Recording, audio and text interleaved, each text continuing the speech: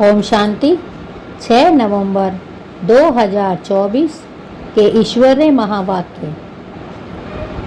मीठे बच्चे, बाबा की दृष्टि हद और बेहद से भी पार जाती है। तुम्हें भी हद, सतयुग, बेहद, कलयुग से पार जाना है। प्रश्न: ऊंचते ऊंच ज्ञान रत्नों की धारणा किन बच्चों को अच्छी होती है? उत्तर: जिनका बुद्धि योग एक बाप के साथ है, पवित्र बने हैं, उन्हें इन रत्नों की धारणा अच्छी होगी। इस ज्ञान के लिए शुद्ध बर्तन चाहिए। उल्टे सुल्टे संकल्प भी बंद हो जाने चाहिए।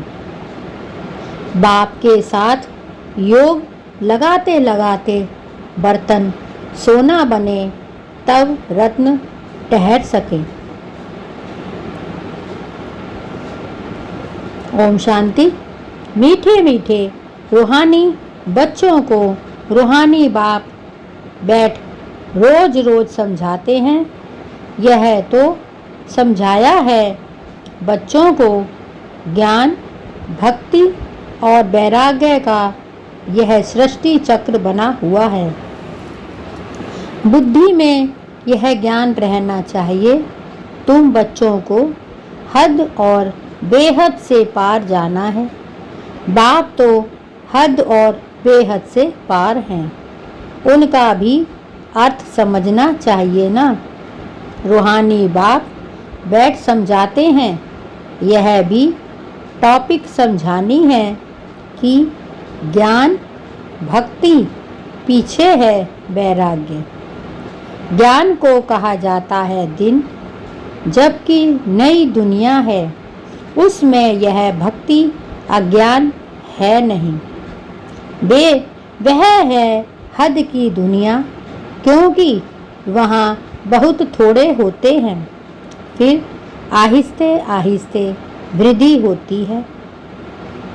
आधा समय बाद भक्ति शुरू होती है। वहाँ संन्यास धर्म होता ही नहीं, संन्यास व त्याग होता नहीं। फिर बाद में सृष्टि की वृद्धि होती है। ऊपर से आत्माएं आती जाती हैं, यहाँ वृद्धि होती रहती। हद से शुरू होती है, बेहद में जाती है। बाप की तो हद और बेहद से पार दृष्टि जाती है। जानते हैं हद में कितने थोड़े बच्चे होते हैं। फिर रावण राज्य में कितनी वृद्धि हो जाती है। अब तुमको हद और बेहद से भी पार जाना है। सतयुग में कितनी छोटी दुनिया है, वहाँ संन्यास व वैराग्य आदि होता नहीं। बाद में द्वापर से लेकर फिर और धर्म शुरू होते हैं। संन्यास धर्म भी होता है। जो घर बार का संन्यास करते हैं, सबको जानना तो चाहिए ना। उनको कहा जाता हठ योग।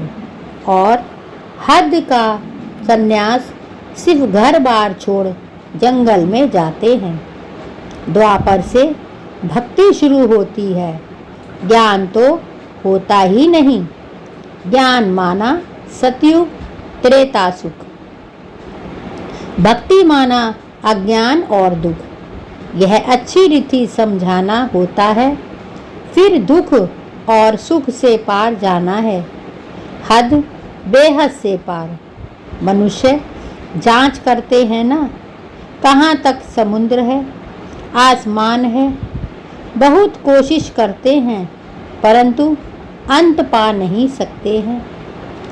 एरोप्लेन में जाते हैं, उसमें भी इतना तेल चाहिए ना, जो फिर वापस भी लौट सके। बहुत दूर तक जाते हैं, परंतु बेहद में जा नहीं सकते। हद तक ही जाएंगे। तुम तो हद बेहद से पार जाते हो। अभी तुम समझ सकते हो, पहले नई दुनिया में हद है। बहुत थोड़े मनुष्य होते हैं, उसको सतयुग कहा जाता है। तुम बच्चों को रचना के आदि मध्य अंत की नॉलेज होनी चाहिए ना। यह नॉलेज और कोई में है नहीं, तुमको समझाने वाला बाप है। जो बाप हद और बेहद से पार है और कोई समझा ना सके, रचना के आदि मध्य अंत का राज समझाते हैं। फिर कहते हैं इससे पार जाओ, वहाँ तो कुछ भी रहता नहीं। कितना भी दूर जाते हैं, आसमान ही आसमान है। इनको कहा जाता है हद बेहद से पार, कोई अंत नहीं पा सकते। कहेंगे बेअंत, बेअंत कहना तो सहज है, परंतु अंत का अर्थ समझना चाहिए। अभी तुमको बाप समझ देते हैं। बाप कहते हैं मैं हद को भी जानता हूँ, बेहद को भी जानता हूँ। फलाने फलाने धर्म फलाने फलाने समय स्थापन हुए हैं। दृष्टि जाती है सतयुग की हद तरफ, फिर कलयुग के बेहद तरफ, फिर हम पार चले जाएंगे जहाँ कुछ नहीं। सूर्य चांद के भी ऊपर हम जाते हैं, जहाँ हमारा शांति धाम स्वीट होम है। यूँ सतयुग भी स्वीट होम है, वहाँ शांति भी है, तो राज्य भाग्य सुख भी है, दोनों ही हैं। घर जाएंगे तो वहाँ सिर्फ शांति होगी, सुख का नाम नहीं लेंगे। अभी तुम शांति भी स्थापन कर रहे हो और सुख शांति भी स्थापन कर रहे हो। वहाँ तो शांति भी है, सुख का राज्य भी है। मूल वतन में तो सुख की बात नहीं। आधा कल तुम्हारा राज्य चलता है, फिर आधा कल के बाद रावण का राज्य आता है। अशांति है ही 5 विकारों से। 2500 वर्ष तुम राज्य करते हो, फिर 2500 वर्ष बाद रावण राज्य होता है। उन्होंने तो लाखों वर्ष लिख दिया है, एकदम जैसे बुद्धू बना दिया है। 5000 वर्ष के कल्प को लाखों वर्ष कह देना, बुद्धूपना कहेंगे ना। जरा भी सभ्यता नहीं है। देवताओं में कितनी दैवी सभ्यता थी, अब असभ्यता हो पड़ी है। कुछ नहीं जानते, आसुरी गुण आ गए हैं। आगे तुम भी कुछ नहीं जानते थे। काम कटारी चलाए आधी मध्य अंत दुखी बना देते हैं। इसीलिए उनको कहा ही जाता है रावण संप्रदाय। दिखाया है राम ने बंदर सेना ली। अब रामचंद्र त्रेता का, वहाँ फिर बंदर कहाँ से आए। और फिर कहते राम की सीता चुराई है, फिर कहते राम की सीता चुराई गई। ऐसी बातें तो वहाँ होती ही नहीं। जीव जानवर आदि 84 लाख योनियाँ जितनी यहाँ हैं, उतनी सतयुग त्रेता में थोड़े ही होंगी। यह सारा बेहद का ड्रामा बाप बैठ समझाते हैं। बच्चों को बहुत दूरदेशी बनना है। आगे तुमको कुछ पता नहीं था। मनुष्य होकर और नाटक को नहीं जानते हो। अभी तुम समझते हो सबसे बड़ा कौन है। ऊंचते ऊंच भगवान, श्लोक भी गाते हैं ऊंचा तेरा नाम। अब तुम्हारे सिवाय और कोई की बुद्धि में नहीं। तुम्हारे में भी नंबरवार है।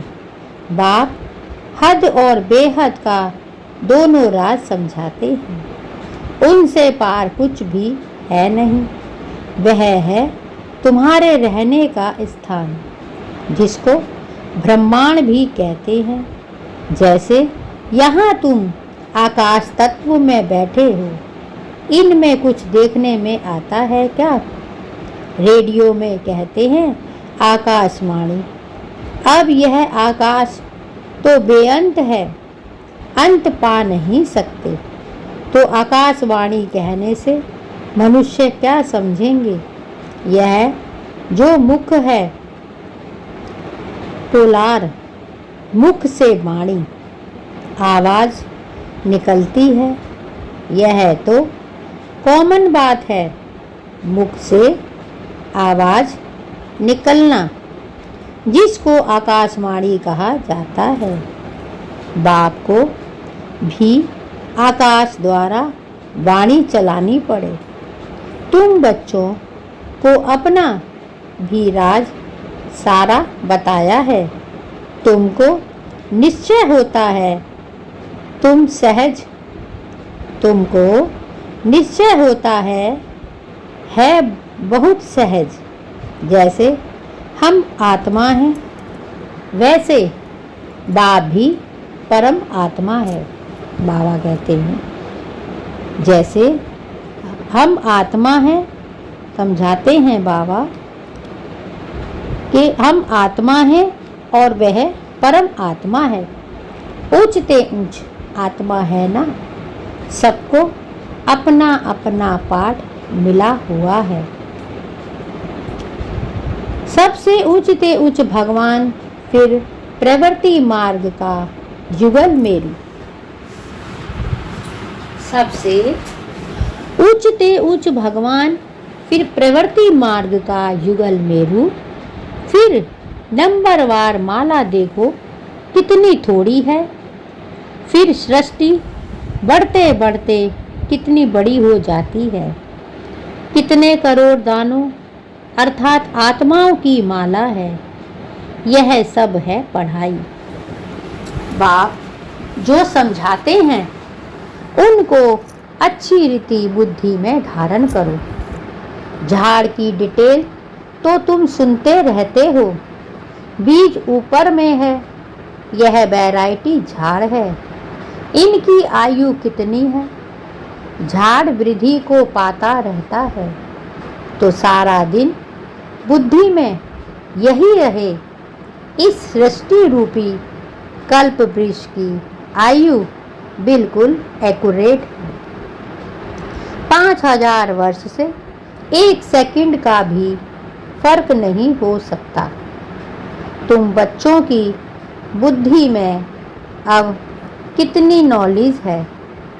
जो अच्छे मजबूत हैं, मजबूत तब होंगे जब हों पवित्र। इस नॉलेज की धारणा करने के लिए सोने का बर्तन चाहिए, फिर ऐसा सहज हो जाएगा। बाबा कहते हैं इस नॉलेज की धारणा करने के लिए सोने का बर्तन चाहिए, फिर ऐसा सहज हो जाएगा जैसे बाबा के लिए सहज है। फिर तुमको भी कहेंगे मास्टर नॉलेजफुल। फिर नंबरवार पुरुषार्थ अनुसार माला का दाना बन जाएंगे। ना ऐसी ऐसी बातें बाबा बगैर कोई समझा ना सके, यह आत्मा भी समझा रही है। बाप भी इस तन द्वारा ही समझाते हैं, ना कि देवताओं के शरीर से। बाप एक ही बार आकर गुरु बनते हैं, फिर भी बाप को ही पाठ बजाना है। 5000 वर्ष बाद आकर पाठ बजाएंगे। बाप समझाते हैं ऊंचते ऊंच मैं हूँ। फिर है मेरू, जो आदि में महाराजा महारानी है। वह फिर जाकर अंत में आदि देव आदि देवी बनेंगे। यह सारा ज्ञान तुम्हारी बुद्धि में है। तुम कहाँ भी समझाओ तो बंडर खाएंगे। यह तो ठीक बताते हैं। मनुष्य सृष्टि का बीज रूप ही नॉलेजफुल है। उनके बगैर और कोई नॉलेज दे नहीं सकते। यह सब बातें धारण करनी है, परंतु बच्चों को धारण होती नहीं है बहुत सिंपल, कोई मुश्किलात नहीं है। एक तो याद की यात्रा चाहिए, इसमें जो फिर पवित्र बर्तन में रत्न ठहरे। यह ऊंचते ऊंचे रत्न है। बाबा तो ज्वारी था, बहुत अच्छा हीरा मणिक आदि आता था, तो चांदी की डिब्बी में कपूस आदि में अच्छी रीति रखते थे। जो कोई भी देखे तो कहेंगे यह तो बड़ी फर्स्ट क्लास चीज है।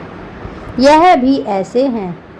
अच्छी चीज अच्छे बर्तन में शोभती है। तुम्हारे कान सुनते हैं, उनमें धारण होती है। पवित्र होगा बुद्धि योग, बाप से होगा तो धारणा अच्छी होगी, नहीं तो सब निकल जाएगा। आत्मा भी है कितनी छोटी, उनमें कितना ज्ञान भरा हुआ है। कितना अच्छा शुद्ध बर्तन चाहिए, कोई संकल्प भी ना उठे। उल्टे सुल्टे संकल्प सब बंद हो जाने चाहिए। सब तरफ से बुद्धि योग हटाना है। मेरे साथ योग लगाते लगाते बर्तन सोना बना दो जो रत्न ठहर सके। फिर दूसरों को दान करते रहेंगे। भारत को महादानी माना जाता है। वह धन दान तो बहुत करते हैं, परंतु यह है अविनाशी ज्ञान रत्नों का दान। देह सहित जो कुछ है वह सब छोड़कर एक के साथ बुद्धि का योग रहे। हम तो बाप के हैं, इसमें ही मेहनत लगती है। एम ऑब्जेक्ट तो बाप बता देते हैं। पुरुषार्थ करना बच्चों का काम है। अब ही इतना ऊंचा पद पा सकेंगे। कोई भी उल्टा सुल्टा संकल्प या विकल्प ना आए। बाप ही नॉलेज का सागर हद बेहद से पार है। सब बैठ समझाते हैं, तुम समझते हो। बाबा हमको देखते हैं, परंतु हम तो हद बेहद से पार ऊपर चला जाता हूँ। मैं रहने वाला भी वहाँ का हूँ। तुम भी हद बेहद से पार चले जाओ। संकल्प विकल्प कुछ भी ना आए, इसमें मेहनत चाहिए। गृहस्थ व्यवहार में रहते कमल फूल समान बनना है। हथकार बेदिल यार्ड। गृहस्थी तो बहुत हैं। गृहस्थी जितना उठाते हैं उतना घर में रहने वाले बच्चे नहीं। सेंटर चलाने वाले मुरली चलाने वाले भी नापास हो जाते हैं और पढ़ने वाले उच्च पद चले जाते हैं। आगे तुमको सब मालूम पड़ता है। बाबा बिल्कुल ठीक बताते हैं। हमको जो पढ़ाते हैं उनको माया खा गई। महारथी को माया एकदम हप कर गई है नहीं। मायावी ट्रेटर बन जाते हैं। विलायत में भी ट्रेटर बन पड़ते हैं, है ना। कहाँ कहाँ जाकर शरण लेते हैं। जो पावरफुल होते हैं उस तरफ चले जाते हैं। इस समय तो मौत सामने खड़ा है। ना तो बहुत ताकत वाले पास जाएंगे। अभी तुम समझते हो बाप ही पावरफुल है। बाप है शक्ति, सर्वशक्तिमान। हमको सिखलाते सिखलाते सारे विश्व का मालिक बना देते हैं। वहाँ सब कुछ मिल जाता है। कोई अप्राप्त वस्तु नहीं होती जिसकी प्राप्ति के लिए हम पुरुषार्थ करें। वहाँ कोई ऐसी चीज होती नहीं जो तुम्हारे पास ना हो। सो भी नंबरवार पुरुषार्थ अनुसार पद पाते हैं। बाप बगैर ऐसी बातें कोई नहीं जानते। सब हैं पुजारी। भल बड़े बड़े शंकराचार्य आदि हैं। बाबा उन्हों की महिमा भी सुनाते हैं। पहले पवित्रता की ताकत से भारत को बहुत अच्छा थमाने निमित्त बनते हैं। सो भी जब सतो प्रधान होते हैं, अभी तो तमो प्रधान हैं। उनमें क्या ताकत रखी है? अभी तुम जो पुजारी थे, सो फिर पूज्य बनने का पुरुषार्थ कर रहे हो। अभी तुम्हारी बुद्धि में सारा ज्ञान है।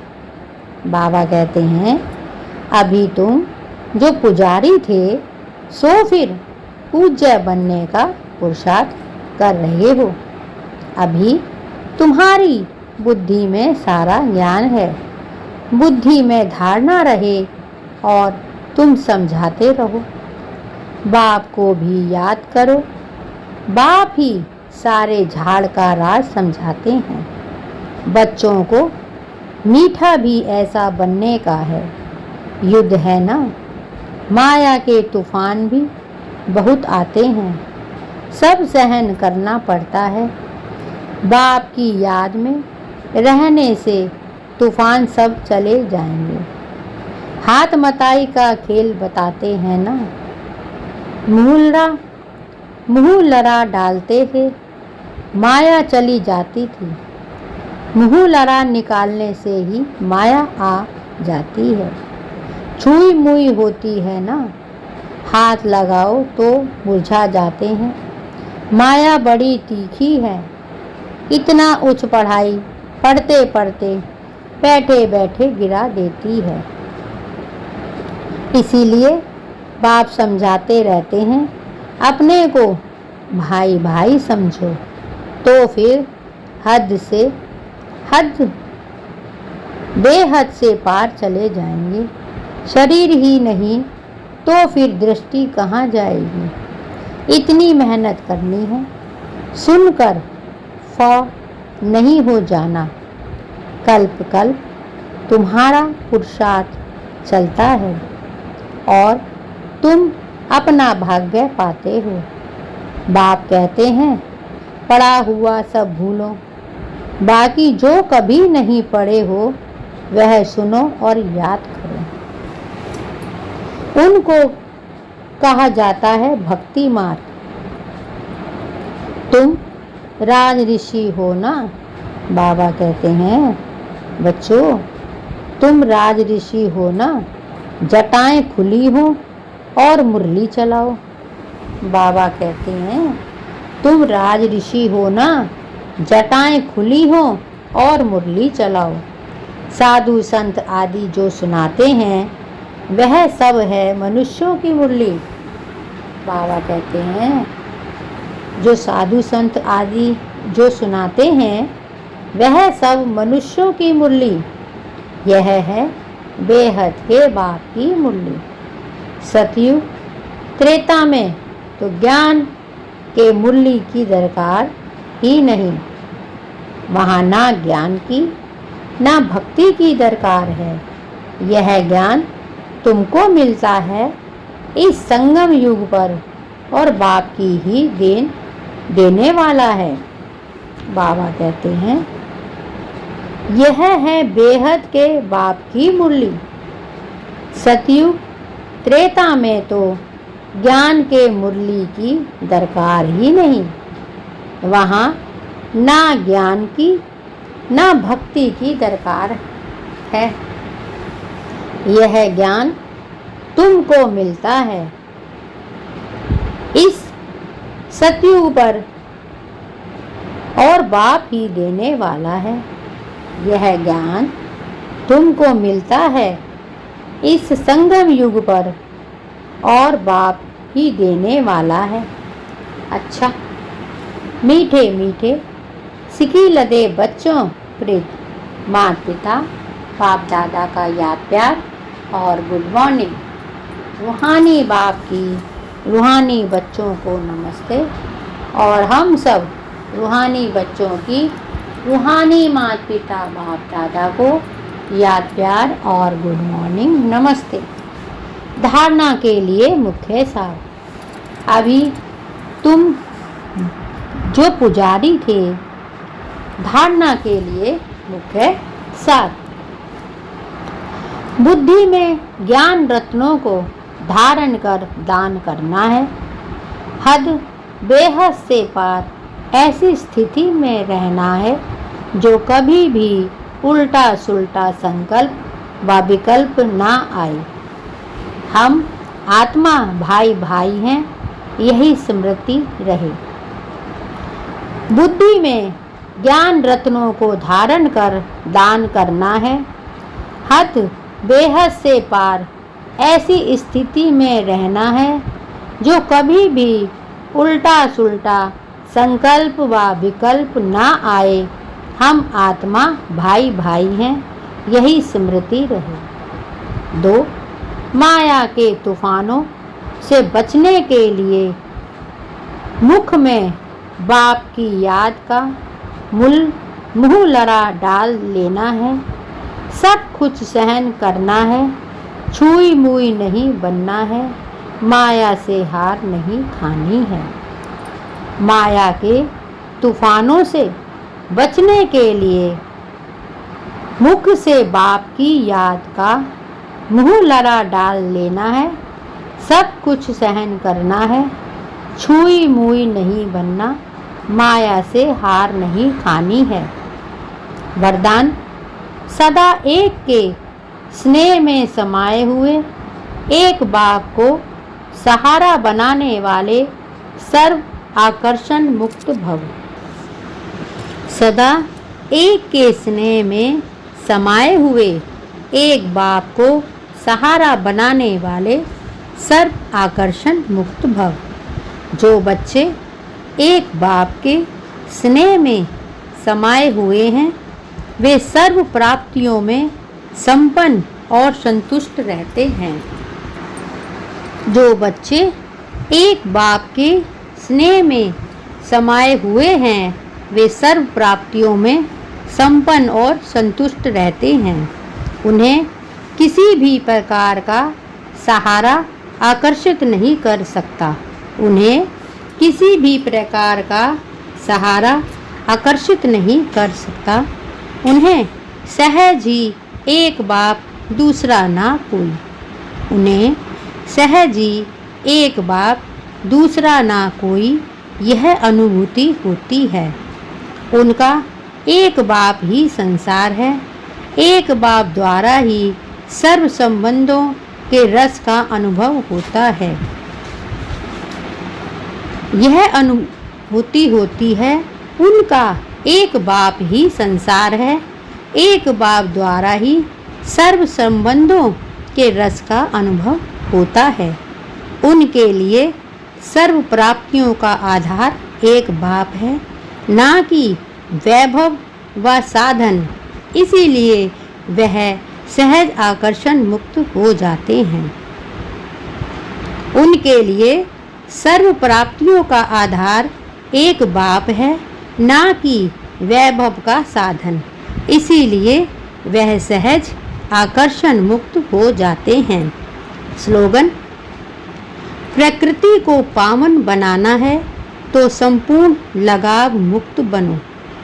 बाबा कहते हैं प्रकृति को पावन बनाना है तो संपूर्ण लगाव मुक्त बनो। यह थे बाबा के आज के मधुर महावाक्य। ओम शांति।